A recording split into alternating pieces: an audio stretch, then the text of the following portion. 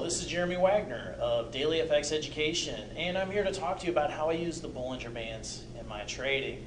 Now, if you've used market scope charts before, you know that you've got the ability to put tabs, or at least what I'll do is I'll tab my charts at the top.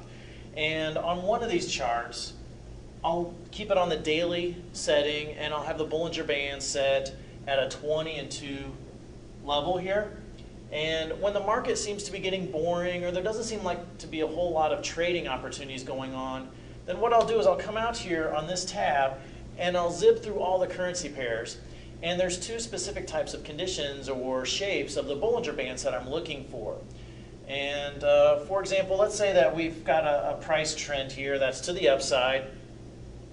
And if I were to throw Bollinger Bands on this, the Bollinger Bands will probably start off and widen out as the volatility increases, and then eventually they'll come together and begin to trade in horizontal fashion. And you can see this is indicative of a range-bound environment because not only are prices moving sideways, not making any net movement or net gain one way or the other, but I've also got my Bollinger Bands. They're also trading sideways. They're also horizontal to each other, and they're parallel to each other. So my Bollinger Bands aren't making any net gain one way or the other either.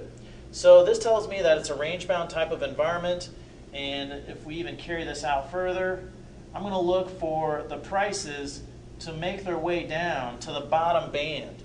You see, since the direction of the previous trend was up, I'm going to be looking to buy at the lower band. So I'm going to wait for prices to come down the lower band, initiate my long position, and place a stop just below the recent swing low, which would be below this lower band. So that's the first type of trading scenario. Now, on the breakout, let's say we got a similar type of situation, and a lot of times they'll start off in fashion like this. So we get an uptrend, prices begin to trade sideways, and then what'll happen is that these bands will slowly begin to come together. And that will take much longer, and that's usually what you're going to find over the summer, or what I was talking about earlier as far as the mood of the market being a quiet and boring type of situation, and there doesn't seem to be a whole lot of trading opportunities going on. That's when this tends to occur. And you got to be looking out for it, otherwise you may miss it, because it can be very subtle, and it usually doesn't happen very long.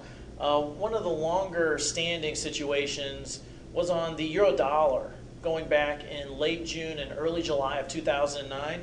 There was a situation like this on the euro dollar where the bands started to slowly contract, and you'll see that if you put that out there. So when I see the bands coming together, meaning the distance between the upper band and the lower band is beginning to shrink, then that indicates the potential for a looming breakout.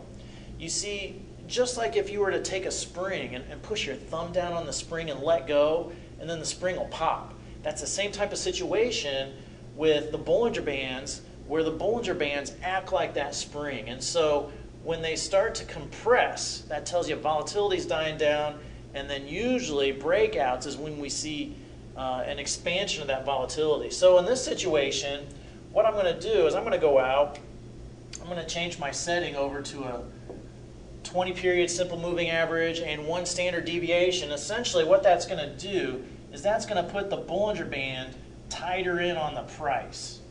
And so at this point, I'm going to wait for my price to reach my upper band on a breakout type of trade. And a lot of times what I've seen happen here as well, and you got to watch out for it, is when these bands compress together, a lot of times you'll get a head fake in one direction only for it to break out in the other direction. So be wary, be mindful of prices coming down and doing a head fake and then bouncing up from there. So that's how I trade using Bollinger Bands, and I want to wish you the best of luck in your trading as well.